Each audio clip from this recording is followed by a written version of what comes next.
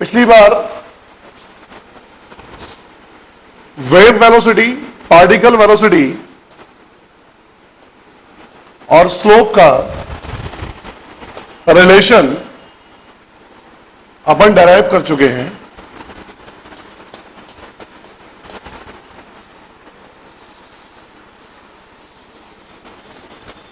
इस रिलेशन से हम क्या क्या इंफॉर्मेशन निकाल सकते हैं, सभी ध्यान से समझेंगे। जब हम बात करते हैं स्लोप की, तो इससे पहले ही मैं आपको बता चुका हूं कि स्लोप आप तभी फाइंड कर सकते हो जब टाइम आप फिक्स कर दो। किसी फिक्स टाइम पर ही आप स्लोप मालूम कर सकते हो। मान लीजिए at any time T equals to T not,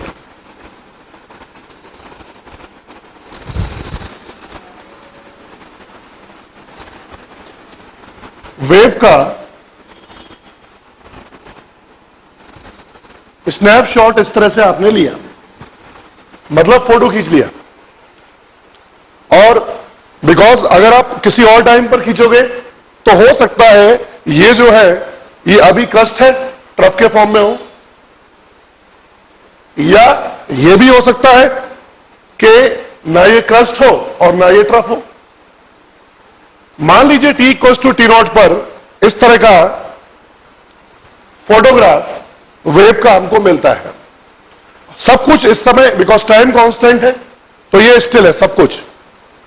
अब T equals to T nought पर कौन सा पार्टिकल ऊपर जा रहा है, कौन सा नीचे जा रहा है, कौन सा पार्टिकल एक्सीलरेटेड मोशन कर रहा है, कौन सा पार्टिकल रेस्ट में है, किस पार्टिकल की वेलोसिटी मैक्सिमम है, ये सब इंफॉर्मेशन हम यहां से निकाल सकते हैं। वेव वेलोसिटी तो कांस्टेंट होती है, इसमें कोई चेंज नहीं होगा। स्लोप जहां पर मैक्सिमम, यानी ये वाले पॉइंट्स, जहां पर स्लोप मैक्सिमम होगी वहां पार्टिकल वेलोसिटी मैक्सिमम होगी। और ये हम सबको पता है कि ये जो है मीन पोजीशन है। तो मीन पोजीशन पर जब पार्टिकल्स होते हैं तो स्लोप मैक्सिमम होती है, और स्लोप मैक्सिमम है तो इसका मतलब पार्टिकल वेलोसिटी मैक्सिमम है।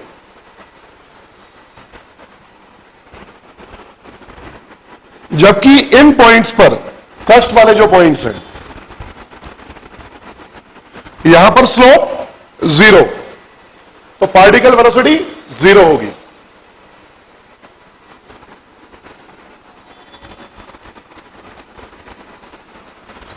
यानी यहां पार्टिकल परमानेंटली रेस्ट में, परमानेंटली नहीं, इंस्टेंटेनियसली रेस्ट में होंगे, और यहां पार्टिकल मैक्सिमम वेलोसिटी पर होंगे। ध्यान से देखेंगे, जहां पर स्लोप पॉजिटिव होगी, स्लोप पॉजिटिव, यहां से लेकर और यहां तक किसी भी पॉइंट पर आप स्लोप निकालोगे पॉजिटिव स्लोप आएगी। नेगेटिव स्लोप यहां पर, ये नेगेटिव स्लोप, पॉजिटिव स्लोप। तो स्लोप अगर पॉजिटिव होगी तो पार्टिकल वेलोसिटी नेगेटिव होगी। नेगेटिव पार्टिकल वेलोसिटी का मतलब होगा कि पार्टिकल डाउनवर्ड डायरेक्शन में मोशन कर रहा है। पॉजिटिव वेलोसिटी का मतलब होगा पार्टिकल अपवर्ड डायरेक्शन में मोशन कर रहा है।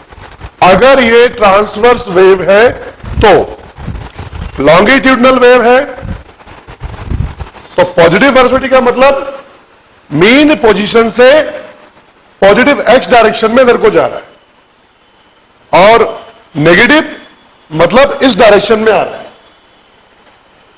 तो आप जो वेव इक्वेशन है y equals to a sin omega t minus K X, वो लॉन्गिट्यूडनल वेव और ट्रांसवर्स वेव दोनों के लिए एप्लीकेबल होती है, क्योंकि वहां पर y जो है वह पार्टिकल का डिस्प्लेसमेंट होता है from the mean position. SHM तो पार्टिकल इस तरह भी कर सकता है और ऐसे भी। तो वो पार्टिकल के एसएचएम यानी एड्रेस अगर उसमें हम फिक्स कर देते हैं तो एसएचएम की इक्वेशन मिलती है, चाहे एसएचएम इस तरह से हो रहा हो या ऐसे। यानी जो वेव इक्वेशन है वो एक ही wave equation longitudinal as well as transverse wave दोनों को रिप्रेजेंट कर सकती है। वहां पर y is the displacement of the particle from the mean position. अब डिस्प्लेसमेंट ऊपर भी हो सकता है और नीचे, इस तरफ भी है इस तरफ भी, depends on the wave. Similarly यहां पर भी हम y की जब बात कर रहे हैं तो इसे हम ट्रांसवर्स वेव अकेला ना माने और इस इक्वेशन को भी ऐसे ना सोचे कि ये इक्वेशन केवल ट्रांसवर्स वेव के लिए ही एप्लीकेबल है। ट्रांसवर्स वेव को लेकर इस चीज को आसानी से समझाया जा सकता है, इसलिए अपन ट्रांसवर्स वेव ले रहे हैं। बाकी आप ऐसे मान सकते हैं कि पार्टिकल जो है उसकी मीन पोजीशन ये है और उसका displacement from the mean position ये, इस तरह से। तो यही सेम चीज लॉन्गिट्यूडनल वेव के लिए भी हम डिस्क्राइब कर सकते हैं। तो ध्यान से देखें, जहां स्लोप पॉजिटिव होगी वहां पार्टिकल वेलोसिटी नेगेटिव होगी, यानी ये सारे के सारे पार्टिकल्स, ये स्लोप पॉजिटिव है यहां से यहां तक, ये पार्टिकल्स नीचे को आ रहे होंगे। Slope positive, particle velocity negative, slope negative, particle velocity positive.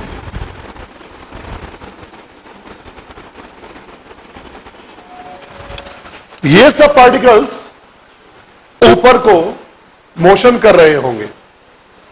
Instantaneously आप अगर चेक करना चाहें तो आप डायरेक्शन निकाल सकते हैं इस रिलेशन से। पहली बात, इसमें कोई डाउट है किसी को? पॉजिटिव स्लोप पर वेलोसिटी पॉजिटिव, वेलोसिटी नेगेटिव, और नेगेटिव स्लोप पर वेलोसिटी पॉजिटिव। दूसरी बात, हम यहां पर जानते हैं कि एसएचएम करने वाले पार्टिकल्स के लिए acceleration a equals to minus omega square into y. Simple harmonic motion में acceleration a equals to minus omega square into y होता है, यानी a is proportional to minus y. इसका मतलब है कि अगर डिस्प्लेसमेंट पॉजिटिव है तो एक्सीलरेशन नेगेटिव, हमेशा मीन पोजीशन की तरफ। डिस्प्लेसमेंट नेगेटिव, एक्सीलरेशन पॉजिटिव, यानी एक्सीलरेशन की डायरेक्शन तो हमको पहले से ही पता है कि हमेशा वो ऑब्जेक्ट से मीन पोजीशन की ओर होगी। यानी अगर ये पार्टिकल इस वक्त इस पोजीशन पर है, ऊपर को जा रहा है, तो इसका जो एक्सीलरेशन होगा वो नीचे की डायरेक्शन में होगा। तो इसका मतलब ये पार्टिकल रिटार्डेशन मोशन कर रहा है, जबकि ये जो पार्टिकल्स होंगे, ये पार्टिकल्स की वेलोसिटी भी नीचे, एक्सीलरेशन भी नीचे, इसका मतलब ये एक्सीलरेटेड मोशन कर रहे हैं। तो इस इक्वेशन से ये सब चीजें हम एनालाइज कर सकते हैं। तो नोट करना स्टार्ट करेंगे ये डायग्राम बनाने के बाद। First point,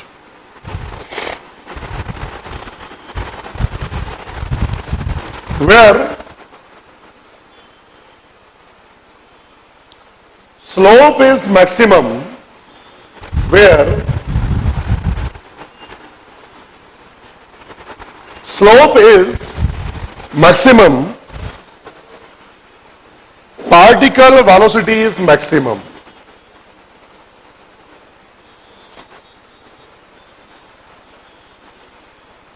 Second point,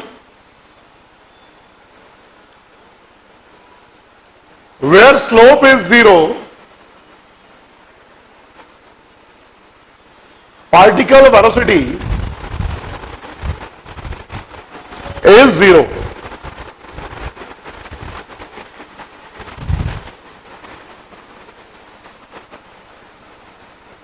Third point, where slope is positive, where slope is positive, particle velocity is negative. Particle velocity is negative, which means the particles, which means the particle is moved in downward direction. The particle is moved in downward direction. Negative velocity का मतलब नीचे को जा रहा है. Next point, where slope is negative, particle velocity is positive. Where slope is negative, particle velocity is positive. Particle velocity के positive होने का मतलब पार्टिकल ऊपर को मोशन कर रहा है. तो अपन ने क्या लिखा? Where slope is negative, particle velocity is positive, which mean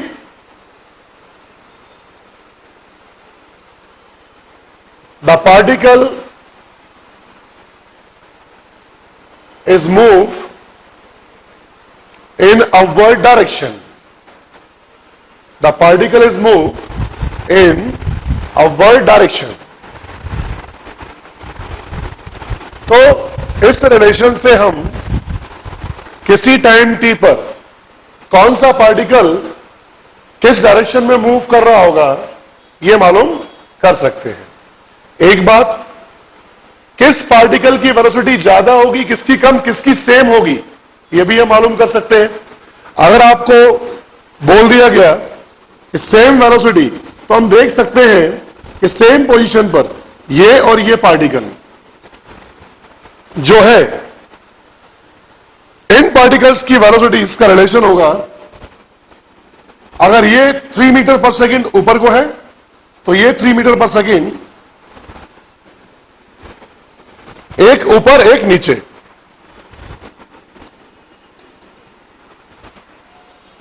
similarly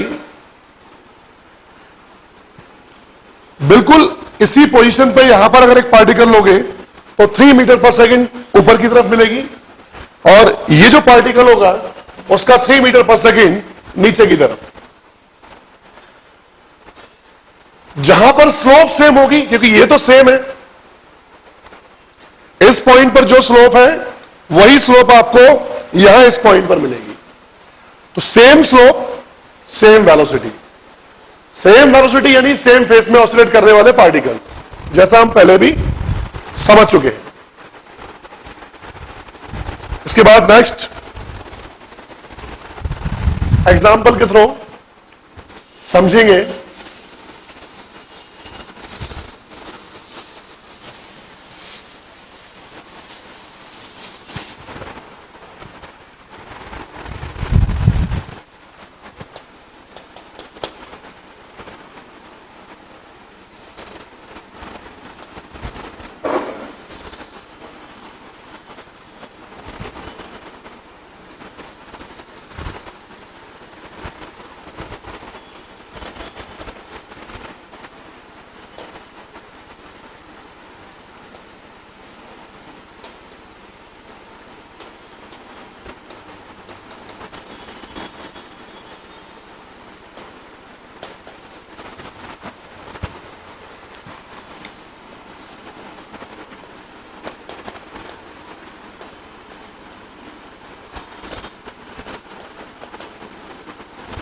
direction of wave motion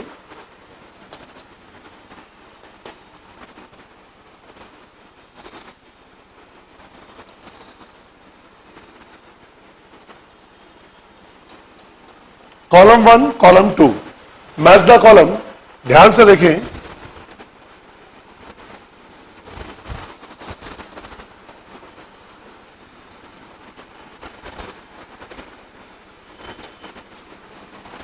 A B C D E F G H ये डिफरेंट पॉइंट्स हैं। अलग अलग पार्टिकल्स की पोजीशन या अलग अलग पार्टिकल्स को ये रिप्रेजेंट कर रहे हैं। First,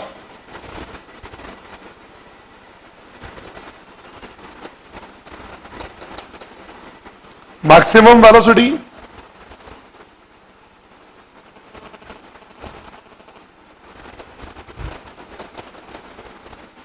positive velocity,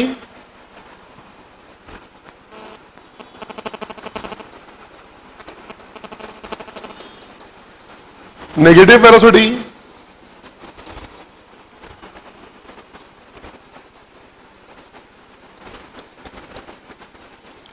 accelerated motion,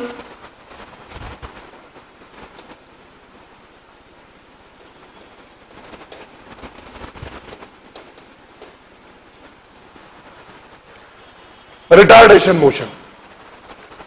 इस तरह से मैच द कॉलम पूछा जा सकता है कि किसी टाइम पर आपको वेव शेप ऐसा दे दिया तो बताइए पार्टिकल एबीसीडी के लिए मैच द कॉलम बनाइए। तो ध्यान से देखें, मैक्सिमम वेलोसिटी यानी 1, तो डी पॉइंट ये जो पार्टिकल इस जगह पर होगा, मेन पोजीशन पर होगा, उसके लिए मैक्सिमम वेलोसिटी होगी। तो यहां मैक्सिमम वेलोसिटी होगी डी। होने को यहां ये वाला पार्टिकल की भी होगी, इसकी भी होगी, लेकिन हमको यहां पर दिया नहीं गया है, इसलिए यहां पर आंसर आएगा डी।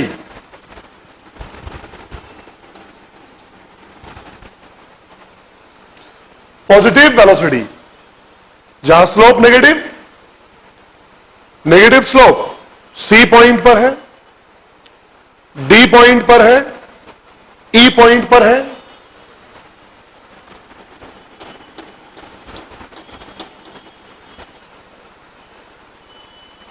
इसके अलावा जी और एच पर पॉजिटिव स्लोप है, इसलिए इसका आंसर होगा सी डी ई।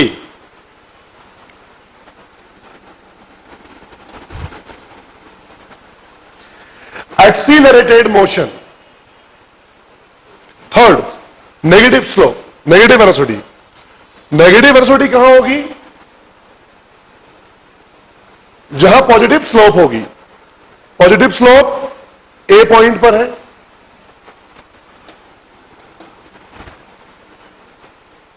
जी पॉइंट पर पॉजिटिव स्लोप है, तो वेलोसिटी नेगेटिव होगी, और एच।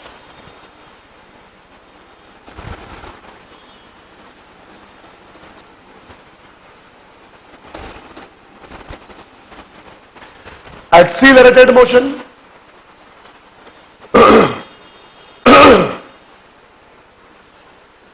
हमको यह पता है अच्छे से कि एक्सीलरेशन तो हमेशा टुवर्ड द मीन पोजीशन होगा, यानी यहां से और यहां तक आने वाले सभी पार्टिकल्स का एक्सीलरेशन यहां नीचे को होगा, इन पार्टिकल्स का ऊपर को, यहां नीचे को। तो नीचे को एक्सीलरेशन है, तो नेगेटिव वेलोसिटी जिसके लिए नीचे को होगी, ए पार्टिकल है, ए पार्टिकल पर नेगेटिव वेलोसिटी है, मतलब वेलोसिटी नीचे को, एक्सीलरेशन भी नीचे को, तो ये एक्सीलरेटेड मोशन कर रहा होगा। इसलिए पार्टिकल ए एक्सीलरेटेड मोशन कर रहा होगा क्योंकि इसका एक्सीलरेशन भी नीचे को है और इसकी वेलोसिटी नेगेटिव है, नीचे को। सिमिलरली अगर बी के बारे में बात करें तो इधर रेस्ट में है, लेकिन इसका एक्सीलरेशन नीचे की डायरेक्शन में है, तो ये रेस्ट में है, एक्सीलरेशन इसका नीचे की डायरेक्शन में है, तो आप इसको एक्सीलरेटेड मोशन ले सकते हो क्योंकि इसकी वेलोसिटी जो है वो 0 है। रिटार्डेशन मोशन हम तब बोलते हैं जब इनिशियल वेलोसिटी और एक्सीलरेशन की डायरेक्शन अपोजिट हो। अगर ऑब्जेक्ट वैसे चलना स्टार्ट करता है और कांस्टेंट एक्सीलरेशन से, तो भी हम उसको हम बोलते हैं एक्सीलरेटेड मोशन, इसलिए B.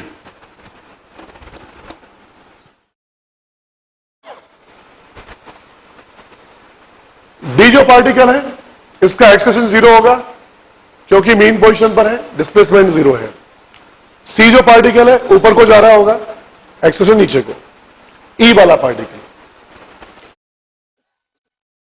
Slope negative, velocity positive, ऊपर को। स्लोप नेगेटिव, वेलोसिटी पॉजिटिव, और इसका जो एक्सीलरेशन है वो भी ऊपर को।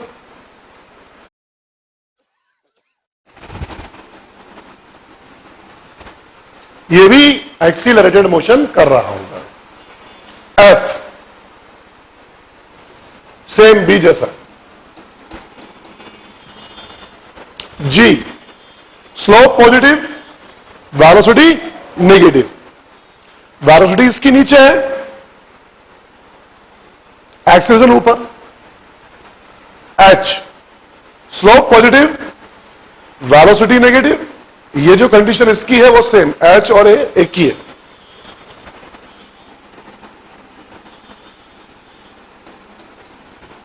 तो ये जो पार्टिकल्स हैं ये एक्सीलरेटेड मोशन कर रहे होंगे। ए पार्टिकल स्लोप पॉजिटिव, मतलब ये आ रहा होगा नीचे को, इस कारण एक्सीलरेटेड। बी और एफ रेस्ट में है पर एक्सीलरेशन है। ई और एच, ई पर स्लोप नेगेटिव, वेलोसिटी पॉजिटिव और एक्सीलरेशन भी पॉजिटिव। और इसके बाद रिटार्डेशन मोशन कौन से पार्टिकल्स कर रहे होंगे, इनको छोड़कर बाकी सब। ए बी को छोड़ो, सी ऊपर जा रहा होगा, एक्सीलरेशन नीचे।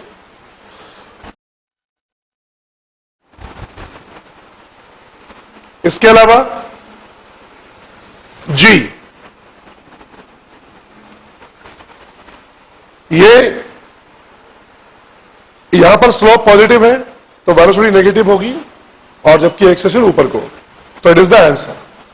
ध्यान से ऐसे देखें,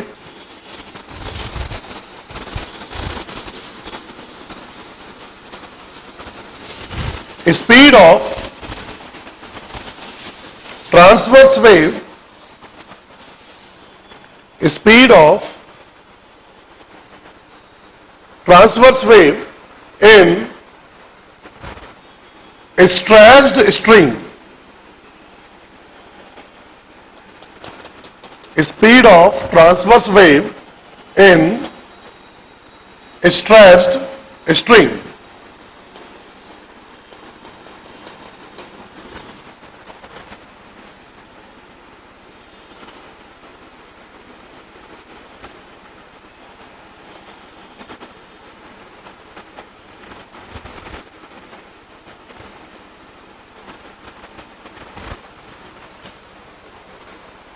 ध्यान से देखें,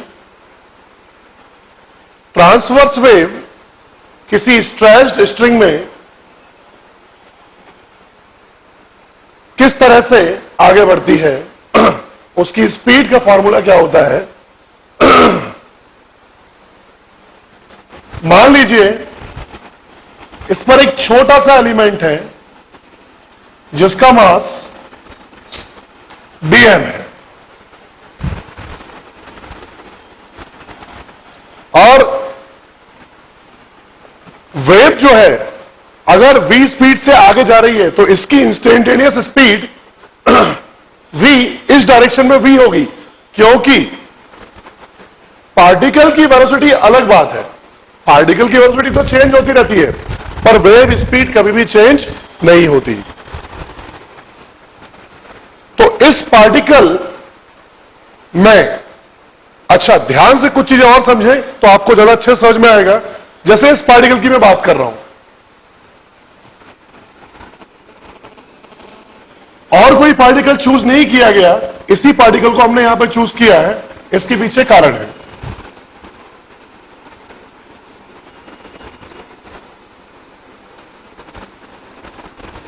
मान लीजिए शुरुआत में ये स्ट्रिंग इस तरह से रेस्ट में है, इसमें कोई वेव प्रोपेगेट नहीं हो रही है। अब जब इसमें हम वेव प्रोपेगेट करते हैं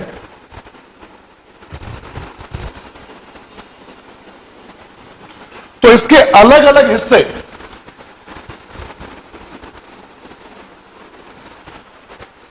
खिंचते हैं। अब उनमें जो खिंचाव होगा वो खिंचाव अलग अलग हिस्सों में अलग अलग होता है। कुछ हिस्से ऐसे भी होते हैं जिनके अंदर खिंचाव होता ही नहीं है। जैसे ये जो सेगमेंट है, अगर ये बहुत छोटा है तो इसकी यहां पर लेंथ और यहां पर लेंथ सेम होगी,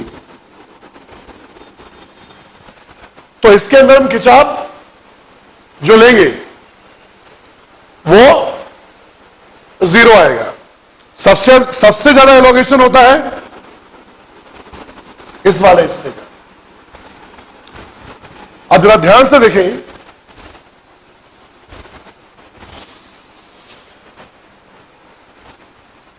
वेव स्पीड हमको यहां पर निकालना है, तो ये जो पार्टिकल है डीएम मास का, इसको बड़े रूप में यहां बनाते हैं।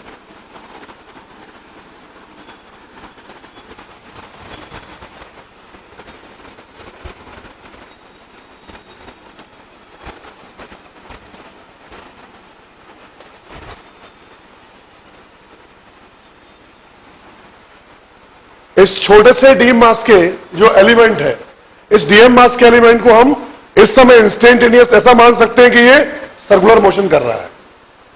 किसी भी मूविंग ऑब्जेक्ट को आप मान सकते हो। अगर v वेलोसिटी से कोई चीज इस तरह से जा रही है तो आप इसको इंस्टेंटेनियसली एक सर्कल ड्रॉ करके सर्कुलर मोशन का एक पार्ट मान सकते हैं। लेकिन आप ये मान सकते हैं कि ये पार्टिकल सर्कुलर मोशन कर रहा है, क्योंकि इसके पहले इसके बाद में क्या पोजीशन उससे मतलब नहीं है, लेकिन सर्कुलर मोशन की एक ये पोजीशन भी होती है, और वहां पर भी वो पोजीशन के लिए सेंट्रीपिटल फोर्स की इक्वेशन सेटिस्फाइड होती है। यहां पर भी हम ऐसा ही करेंगे।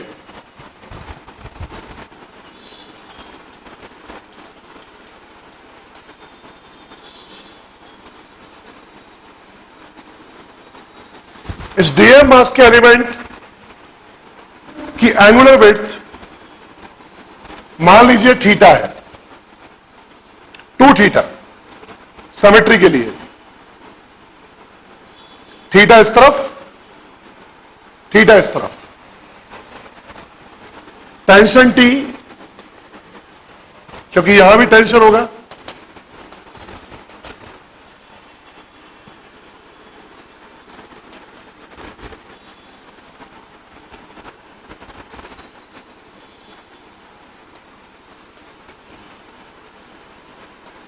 अगर ये थीटा एंगल तो ये वाला भी थीटा।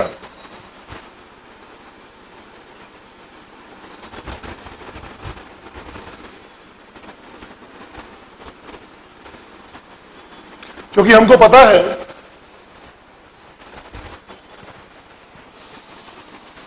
ये एंगल थीटा तो ये वाला भी थीटा होगा। ध्यान से देखिए, मान लीजिए स्ट्रेट लाइन है, स्ट्रेट लाइन पर एक परपेंडिकुलर है, ये एक स्ट्रेट लाइन है, इस पर परपेंडिकुलर कैसा हुआ, इसके पैरेलल, यानी इस तरह से। इसको मैं रोटेट करता हूं थीटा एंगल, तो इसका जो परपेंडिकुलर होगा वह भी थीटा एंगल रोटेट करेगा। यहां पर ये स्ट्रेट लाइन है, इस पर ये परपेंडिकुलर है, उसको मैंने थीटा रोटेट किया तो उस पर परपेंडिकुलर अगला ये है, यानी ये परपेंडिकुलर है और ये, इनके बीच का एंगल थीटा। अगर ये थीटा तो ये 90 माइनस थीटा, और ये एंगल होगा 90। तो इसके हिसाब से अगर ये एंगल आप निकालेंगे, मान लीजिए x है, तो x प्लस 90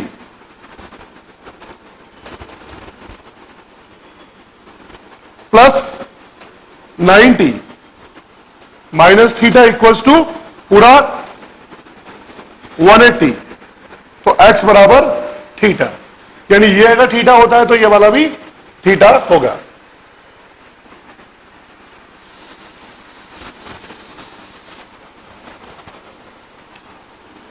टेंशन के अपन दो एलिमेंट कर सकते हैं,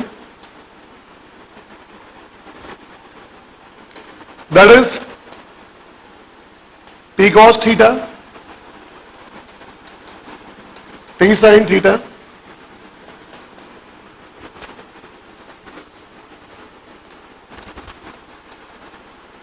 टी साइन थीटा। ध्यान से पूरी बात समझेंगे। एक्चुअली आप ऐसे मान के चले कि ये जो स्ट्रिंग का सेगमेंट हमने लिया है डीएम मास का है, और डीएम मास बहुत छोटा मास है, और ये जो पार्ट है इसका साइज भी डिफरेंशियली स्मॉल, बहुत छोटा है। इसको आप एज ए पॉइंट साइज मान सकते हैं। माइक्रोस्कोप से बड़ा करके अपन जब देखते हैं तो कुछ ऐसा दिखेगा, लग रहा है देखने पर कि टी साइन थीटा यहां इस कोने में लग रहा है, ये इस कोने में लग रहा है, लेकिन एक्चुअली ये इतनी कम आर्क लेंथ है कि आप इसको नीचे को लगा हुआ और इसको एज ए पॉइंट मास मान सकते हैं। तो सेंट्रीपिटल फोर्स सर्कुलर मोशन के लिए मिल जाएगा, डीएम मास हो गया और वेलोसिटी इसकी है v।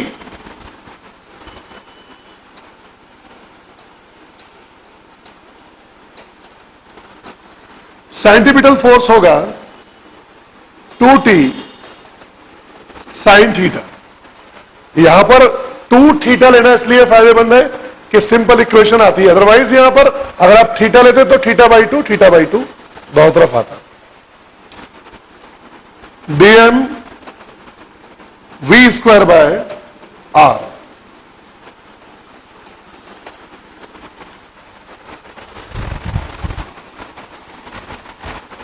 Theta is very small.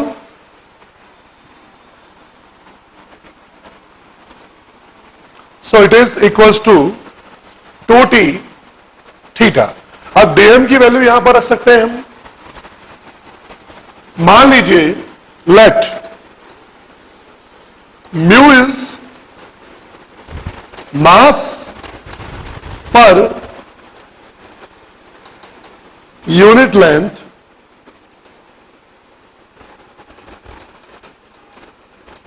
Of string.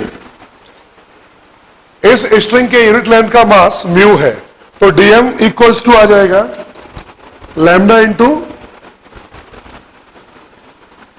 Mu into इस आर्क की लेंथ, और इस आर्क की लेंथ आएगी आर इंटू 2 थीटा। इस वैल्यू को ले जाके आप यहां पुट कर दें, mu into R 2 theta upon R V square equals to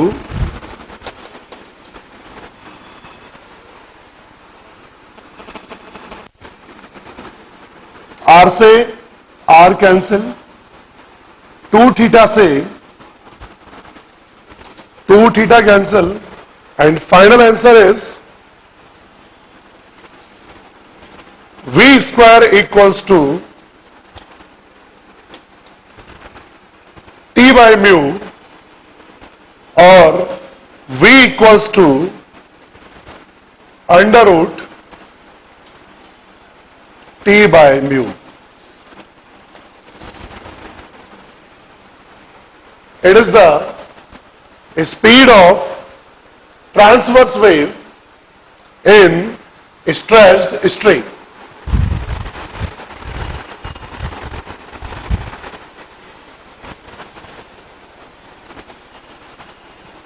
इसको नोट कर लें।